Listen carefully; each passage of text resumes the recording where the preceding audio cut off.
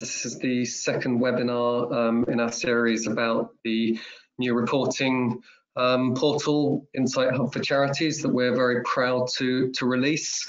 I'm John Kelly. I'm the Director of Analysis here at Wood for Trees. I'm also joined this morning by David Murray, our Sales Director. Good morning, all. So David's going to help field questions. If you could sort of hold questions and type them into the panel that GoToWebinar offers you, and we'll be sort of going through those and answering those at the end of the demo. So we've got half an hour. Demo should be sort of 15-20 minutes, and then we'll allow 5-10 minutes at the end to sort of go through those questions. So as I said, this is the second in the series. In the first one, we took you through a sort of overview of what InsightHub is, what it offers, and then a look at the overview report, one of the first reports in the suite. So today I'm gonna, for those who weren't able to join us last time, do a quick recap on InsightHub and what it is, but then get straight into looking into a bit more detail into two of the other reports that are also available. So let me share the screen. Hopefully you should now be able to see the PowerPoint slide. This is just a brief summary of what InsightHub is. It's our, as I said, it's our new web-based portal offering easy access and easy distribution of a number of off-the-shelf fundraising reports, things like LTV, regular giving attrition, supported trends, campaign measurement, and so on. It enables flexible drill down reporting, so you can get down into the depths of your data. And also we will be looking next year to release a benchmarking element to report, so you can start to also compare some of your KPIs against other similar charities. Sorry, bear me a second. It's very quick and simple to get you set up and started. This slide just demonstrates that. Essentially, you upload your CRM, we build and categorize your data into the Wood for Trees standard data model, and then we can release InsightHub reports to you through the login to the web portal. And here is a list of the key reports that we've currently got in the suite. Today, I'm going to be focusing on income trends and supported trends. So these are the two reports that I'll show you. Right, so let's get on to the demo. So hopefully you can now see the front screen to InsightHub. When you log on, this is what you'll see, and you'll see the list of reports that are available to you.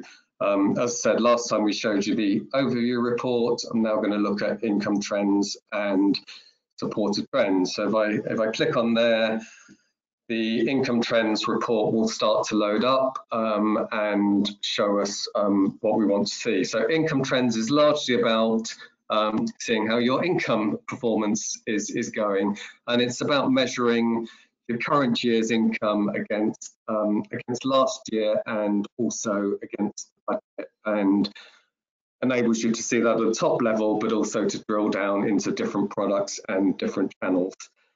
So it's all loaded now. What I can see in this dummy charity that we set up is that so far this year I've raised just over £7 million of income.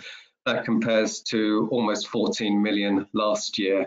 And over here I can see on the dial where that puts me against last year's performance. So I'm just over halfway where I want to be. Below that, we can see how that's breaking down month on month. So at the moment, I'm halfway through the year, and I'm halfway to my last year's target. So all looks good. And actually, I can see on this chart here that I'm actually performing slightly above where I was last year, although next month looks like there was a bit of a spike. So I'm hoping that I can match that and keep ahead of the game. The other thing here you'll notice is the budget. I've obviously got a very friendly CEO or FD. They've set me a budget of 9 million this year, even though I did 12 or 13 million last year. I can see on the dial over here that I'm actually 82% towards my budget. So great stuff, halfway through the year and already 82% there, doing well. So that's the yearly view. If I come down here, I can also take a look at how I'm performing in this quarter. So this will show me the same metrics, but based on the 3-month quarter that I'm in. And I can see there I'm actually 20% against last year, 43% against budget. But again, looking at where I was at this time in the same quarter last year, I'm performing pretty well. Further breakdown, I can also then look and drill right into that, into a monthly view. And just wait a minute for that to load, and we can see where we are. And actually, for this month, I'm performing very well. So I'm 109% against last year, doing well against budget. And you can see the sort of key sort of cycles to my income through the month here, driven largely by regular giving claims. And actually, if I use the filter over here, I can drill down into regular giving and really clearly see that, although I do actually see that sort of regular giving, I'm 86%, so I'm slightly down on where I want to be. If I go back to selecting all, you can see that I've actually got the breakdown by product down here, and I can see that 86% target for regular giving, and I can see that corporate is actually the one that's really smashing the target. So again, I might want to sort of drill in and look at that in a bit more detail. And I can see here from this that certainly in this month, I'm really outperforming. Had a big donation at the beginning of this month, which we didn't get last year. So see some sort of real signs there that things are going well in the corporate side of things. If I click back to my yearly view, also just might want to take a look and see how actually corporate is performing over the whole year. So drilling in again there, I can see that I am performing above target. But as we saw at the overall level, I can see this big jump, big donation that came in the following month last year. So something I need to be sort of thinking about and wary of. We click back there. So that's sort of taking you through top level budgets, how I can break that down in terms of products. Also, I can see how that is performing against my key channels that I'm using. So I can look and see where I'm performing, which channels are up against budget or performing well against budget or against last year's figures. I can see here that digital direct mail, traditional advertising doing well, but struggling a little bit in the direct dialogue channel. So may want to sort of have a look at that and see what we can do to try and boost income there. That's let's say a very quick sort of overview on the income trends report. Any questions, please, we'll hold them off to the end, and we'll have a look at those at the end of the session. So I'm now going to click back to the main menu and take us into the other report that I wanted to show you. So we know from the overview report, for those who have joined us last time, and from what I've just seen there in income trends for this year, that this fictitious charity that we're showing here is doing very well in income terms. But those of you that read my recent blog will know that I'm a big believer in also understanding and monitoring the health of your supporter database in terms of number of active supporters you've got, where you're getting them from, are they lapsing, and those kind of things, because even if you're performing well currently, if the trends don't look good in your supporter base, it may be flagging up that things might be taking a turn for the worse in the future. So this is what the supporter trends report is all about, sort of trying to flag that up, see how well you're building your file and recruiting into that file. So for Charity here, I can see that my overall file size, I've got close on 190,000 supporters.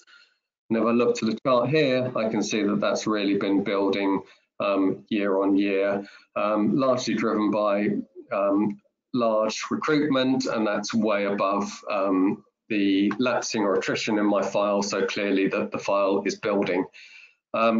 A little bit of a dip in 2016-17, so recruitment took a dive, lapsing sort of continued to climb, so you see that the growth flattened out there. And then if I look to recent years, recruitment is falling. Now lapse rates are also falling with that, which you often see, but it's still overall, I'm not building my file, and the file growth is starting to flatten out, so that income growth that I've been seeing to sort of decline. Again, as with income trends here, what we've got as well as a yearly view is a quarterly view, so I can break that down and actually look at sort of the movements in the file quarter on quarter over the years, and check that, you know, the green line is above the red line. I'm building the file, and it looks to be the case there. A few quarters where it's got pretty close, but on the whole, I'm building file on the file. And then also click into the monthly view. So this will now do the same thing, tell me how that's performing month on month. So by default, I get to see the last couple of years worth of months, but using this slider up here, I can take that back in time and look and see how the file has been building month on month over the last 7 years in this case, or even back to the full 10 years of data that we've got in the file. And I can really see that growth again that we saw in the annual view. I'm going to click back now to the annual view. So I want to look at how that's building year on year. And as I noted earlier, you know, we're acquiring a lot of new supporters into the file. Now you'll have hopefully noticed above here that we've actually got 3 metrics. So new supporters coming into a file can actually come in 3 ways. They can be brand new to the charity. They can be reactivations, so previous supporters that have started to give again. Or when we start to drill into the product level, they can be conversions. So they've previously given in other ways, but they've just started giving to regular giving or to cash, whatever product that you're looking at. At an overall level, that is always going to be 0% because you can't convert into the overall file. So what I'm interested to see here, and I can click on this button, is to see actually how those new people feeding my file, where they are coming from. So here I can see the bulk of it is through actually new supporters, but I am increasingly looking at reactivations, and they have increased to sort of a peak of 7,000 in 2017, started to drop off a bit, but they're holding up compared to the new acquisition. So that is where I'm really suffering in terms of bringing new supporters into the file. Clicking on the percentage breakdown, I can see the proportion through those 3 different routes, 2 different routes in this case, and I can start to see the importance that reactivations are making to my file and into the growth of my file. Let's get back to the main screen, and as I've sort of intimated throughout this, you can also break this down into different products. So I might want to take a bit of a closer look in terms of my regular giving file. Here I can see that I can see conversions coming in because these are people that have been giving in other ways. And here I see a real flattening of the file over the last 5 years. So recruitment peaked in 2015-16, but has been slowly or quite quickly falling since then, and becoming very close to the lapse line. So I'm not actually building that regular giving file, and it's actually flattened out. If I take a look at one-off donations, see an even worse picture, and this is not atypical of charities at the moment, as they're starting to sort of look at regular giving and newer products such as lottery and gaming in terms of building the file, and sort of not recruiting cash or one-off donors into the file. And so here I can see that recruitment has dropped and lapsing has actually overtaken, so my file is starting to fall. So my cash income line is likely to take a hit in future years and start to drop, and I need to be aware of that, so I can either build that back up or replace it with other lines. So those two aren't going too well.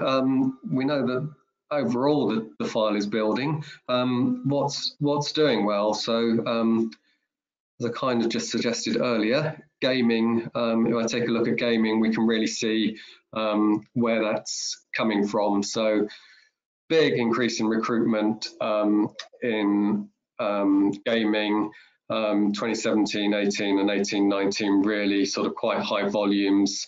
That's dipped this year. Again, we're only halfway through the year, so I'd expect to see a dip, but it's quite low, and actually it's 34% down on what it was last year. So slightly worrying if that's what I'm relying on to build my file.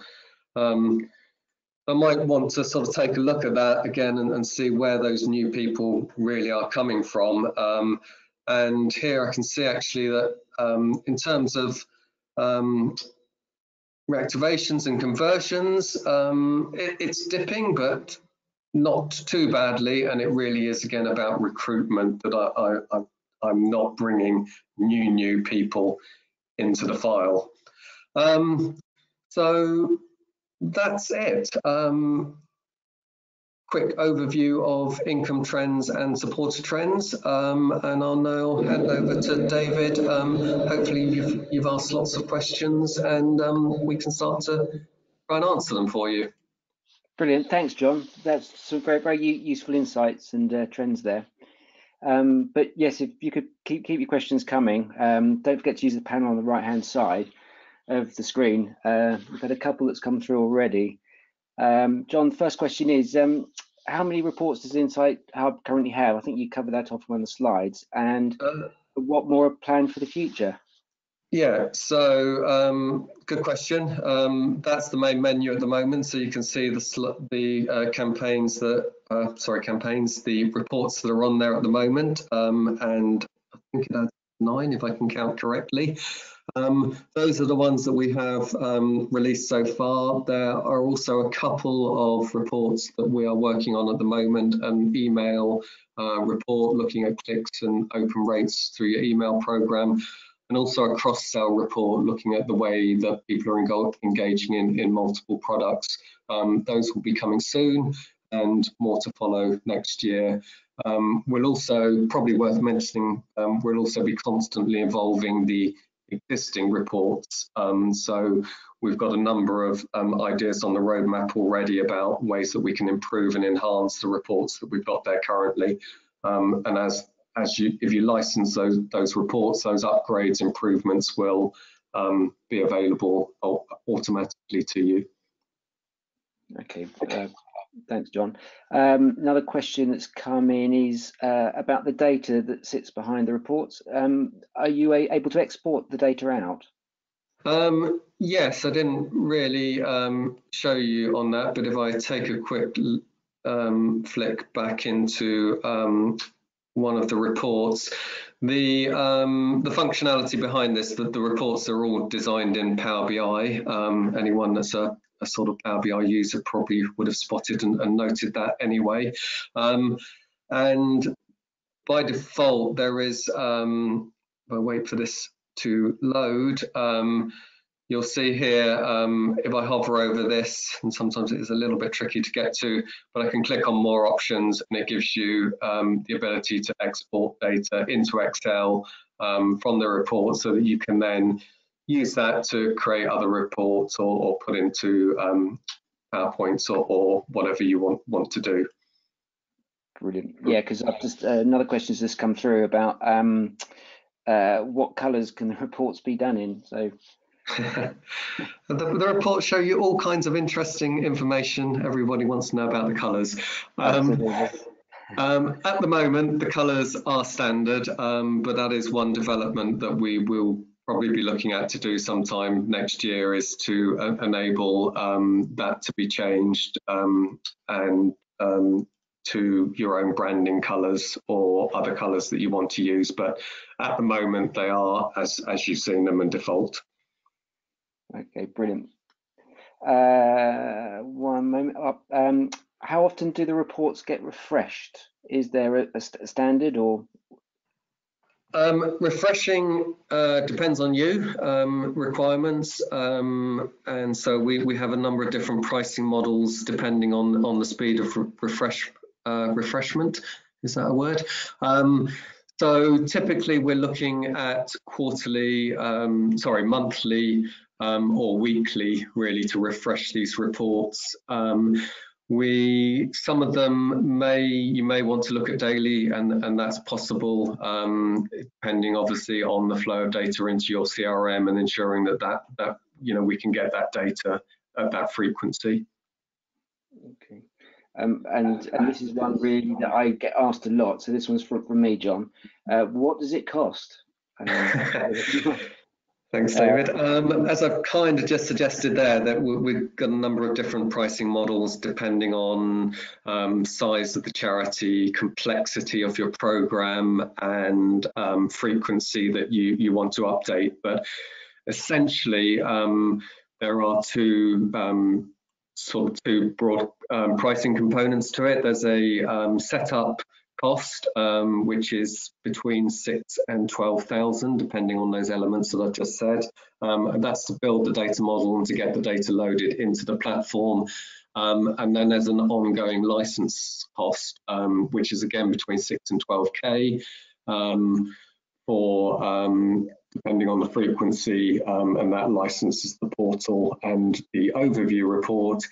In addition to that, each report is then, you can license that separately at between £1,000 and £1,500. So that enables you to pick and choose the reports that you want and license them as appropriate. Anybody obviously who's interested in more, we can share further detail on that and discuss that in more detail with you. Brilliant, thanks, John. I think that's it for the questions. I think just leaves me to say thanks very much for the questions that have come through. I do hope you enjoyed the webinar. For more information on InsightHub or a more in-depth discussion, just contact one of your account manager or John or myself. There'll be a short survey after when you log off. If you get 2 minutes to fill that in, that'd be great. And also, a recording of today's webinar will be emailed to you later today. Also, we are at the SIG conference on Monday next week. So if you are please drop by. It'd be great to see you on our stand. But I suppose that's thanks from me. And John. Thanks from me. Your time. Thank you.